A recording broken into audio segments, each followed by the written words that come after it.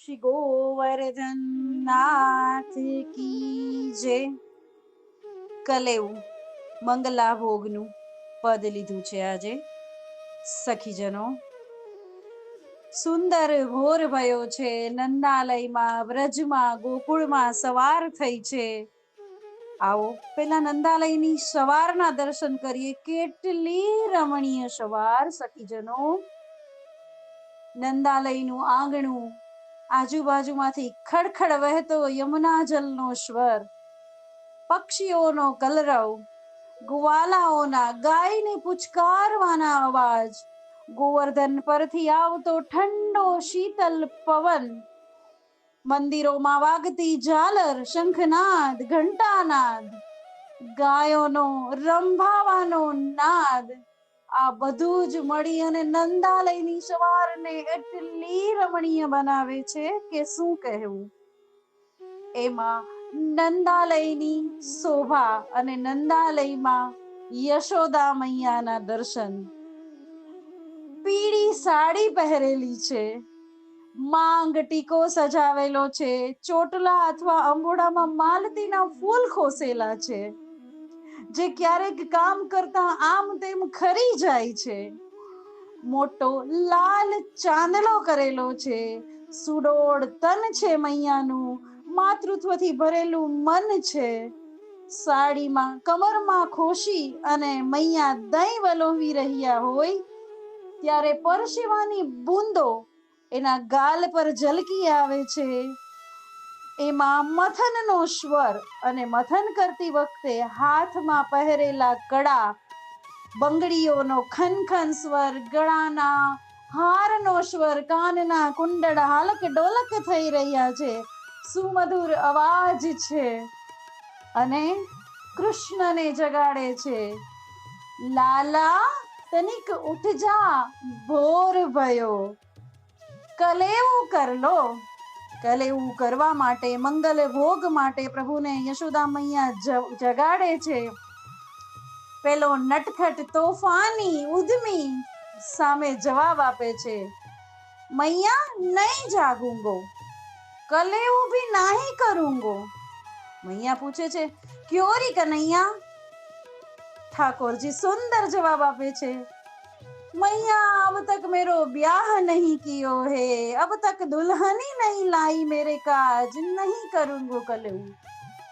यशोदा मैया કહે છે, આજ તો બતાવી જ દે, આજ તો કહી દે, नेक बता दे, कैसी दुल्हनी भावे तो है, कैसी दुल्हनी लाऊं तेरे काज. પ્રભુ વર્ણન કરે છે, કેવી દુલ્હન જોઈએ છે એનું વર્ણન કરે છે. મૈયા જે ऊंचे गांव से हो, यमुना पार से हो, छोटी सी हो, नेक सी, इतनी छोटी सी के फेटा में बांध के उसमें पधरा के गैया चराने साथ ले जा सकूं और उससे बतिया सकूं. घूंघट करती हो मैया आपसे और बाबा से, तोता जैसी वाकी नाक हो, चंपई गोर वर्ण हो, घुंघरू धारण करके अंगना में डोलती रहे, ऐसी दुल्हनी ला दे मैया. મૈયા જવાબ આપે છે. એ જવાબ આ પદમાં રચેલો છે. લાલ તો હે દુલ્હની લાઉંગી છોટી.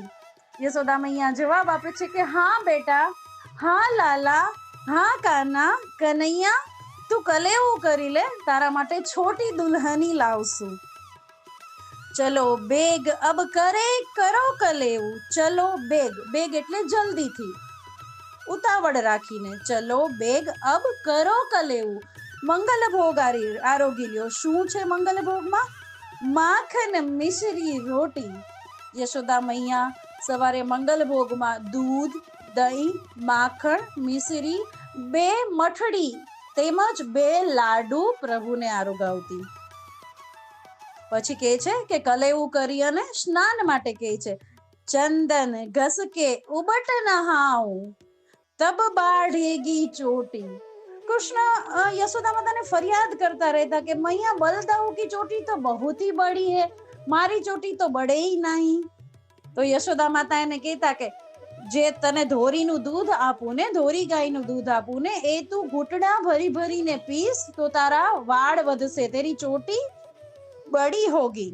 અને કહે છે ચંદન ઘસીને ઉબટનથી નહાવું તો તારા વાળ પણ વધશે અને દૂધ પીવાથી પણ તારા વાળ વધશે. નહાવું તબ વાળેગી ચોટી. શ્રી વિઠ્ઠલ વિપિન વિનોદ બિહારી બાત નહીં એ ખોટી.